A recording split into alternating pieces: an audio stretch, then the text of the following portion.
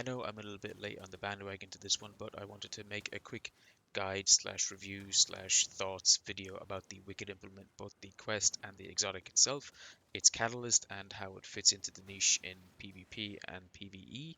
I've played a reasonable amount of games with it so far. I've played a reasonable amount of hours with this weapon so far, and I spent a great deal of time trying to acquire the weapon. I have a video up of me soloing the Wicked implement exotic quest in order to acquire the weapon for the very first time.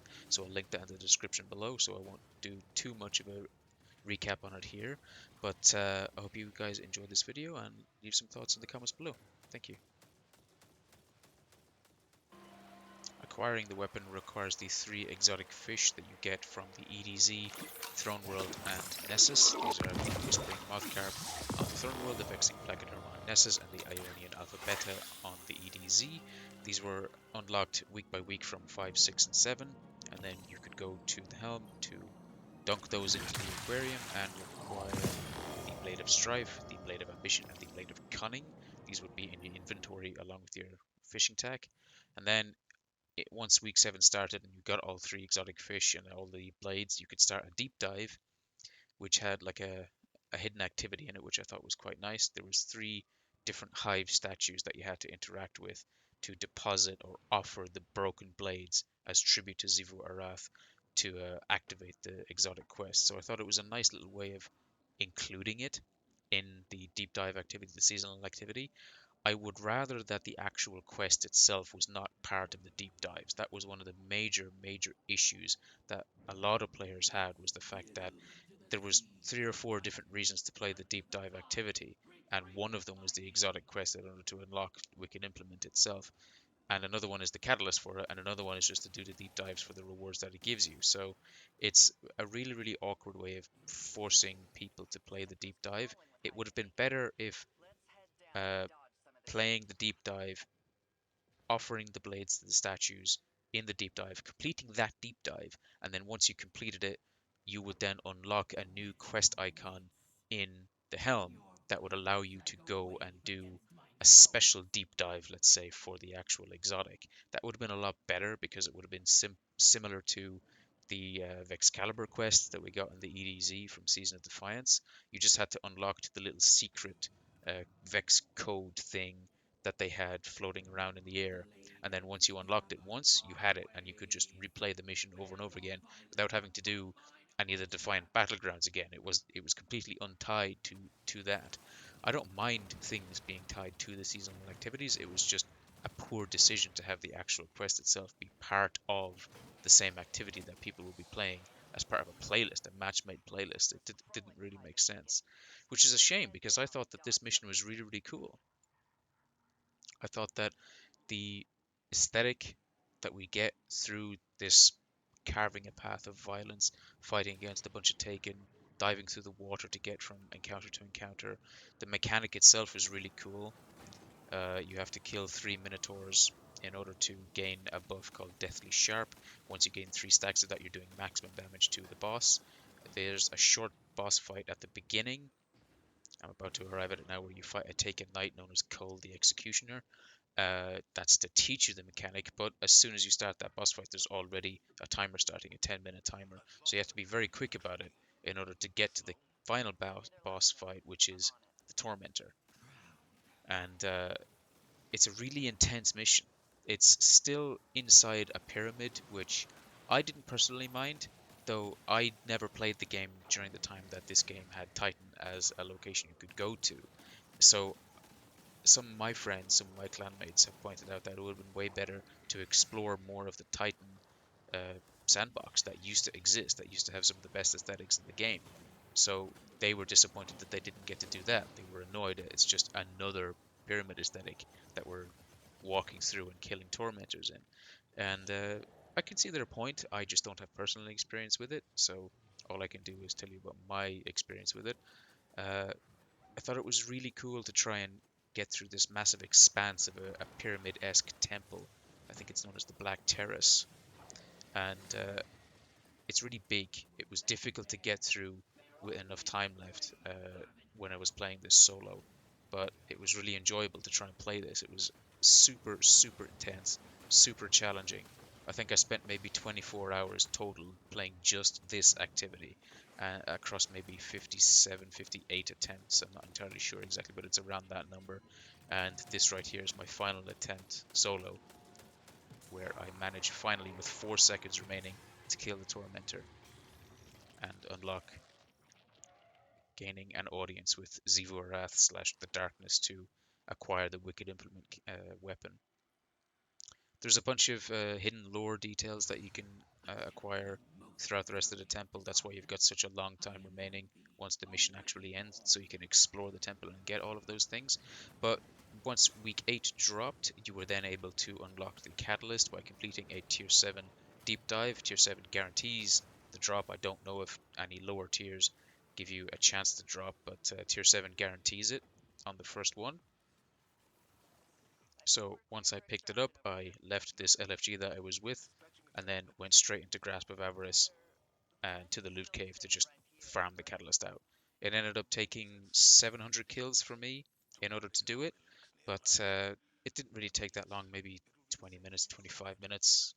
It doesn't even require headshots, it just requires you to get kills with it against any targets. So it's a pretty easy catalyst to farm, I would say. It also taught me a lot about how the weapon functions. Without the catalyst, it will just, if you get precision headshots 3 in a row rapidly, that procs the buff, creeping attrition I think it's called, and then once that buff is active, if you get a precision kill, it will spawn a small stasis shard that tracks to you and then refills the magazine to full. With the catalyst, it has the potential to overflow the magazine to a maximum of double capacity, so 30 rounds maximum. You can see there I'm proccing it in PvP. The stasis shard flies towards me, and each shard gives you 5 rounds more.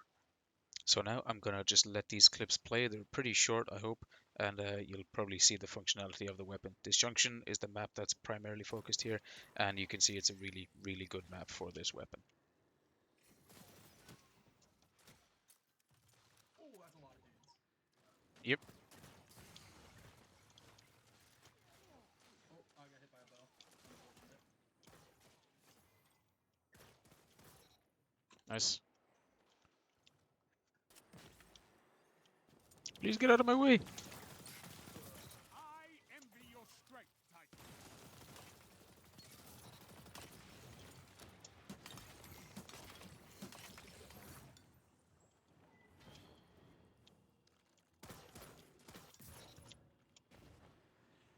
It does actually feel really nice. It's as like if it were a legendary, it would be the best legendary lightweight in the game, That's hands why down. we have fire team. Yeah, it's just, it takes up an exotic slot. Exactly. Yeah. Like, is it being a stat monster make it worth an exotic slot? Probably. The answer is not in Destiny 2. In Destiny 1, it would have, You belong but now. this is Destiny 2, Keep it up, unfortunately. and victory is And yours. it feels nice enough that I don't mind using it. The problem is I just have to kind of build into it a bit too much. Like I've got Yeah. three, Pick it up and use it. no, like I have 3 flinching mods on for stasis. I have 2 reload mods and I have 2 targeting mods. That's it feels obviously very very good, but the fact is I have to build almost my entire loadout into this. Good. I have now survived 2 blade barrages. Him shooting you and blowing you up My killed me. respect for you grows Damn, with every that's crest rough. you claim, Guardian. Yep. Well fought. Auto rifle going burr right now.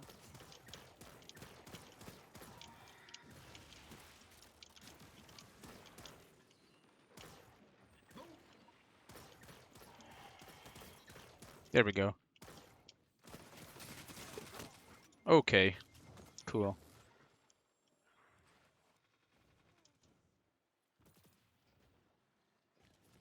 Uh-oh.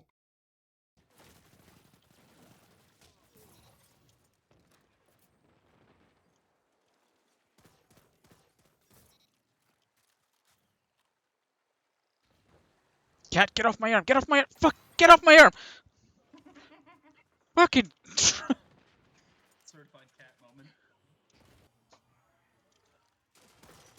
Oh, that's all Together one. as one. I love it. Double down. There we go. Oh my god, I'm so Bring good. opponents down. I say that as I had 4 people helping me.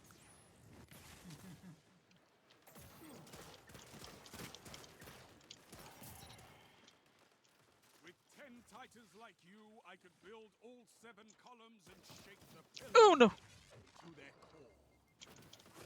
Crap. Okay, they have the heavy. Yep. It's not bad. Okay. Oh, Dawnblade I'm goes gonna try down. freeze him. Nope, didn't work. Got him. Okay. Nice. As in Ooh, with that one guy's got G.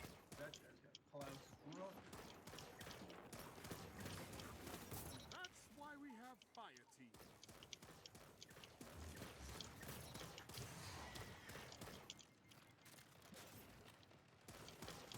Huh. Shit. Tell them to line up faster.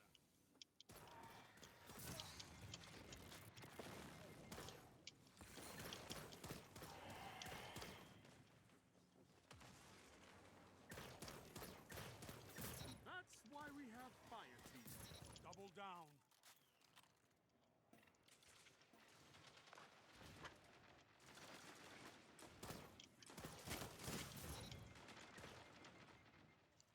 So my final thoughts on the Wicked implement are that it's a very good scout rifle. It's very forgiving, very consistent.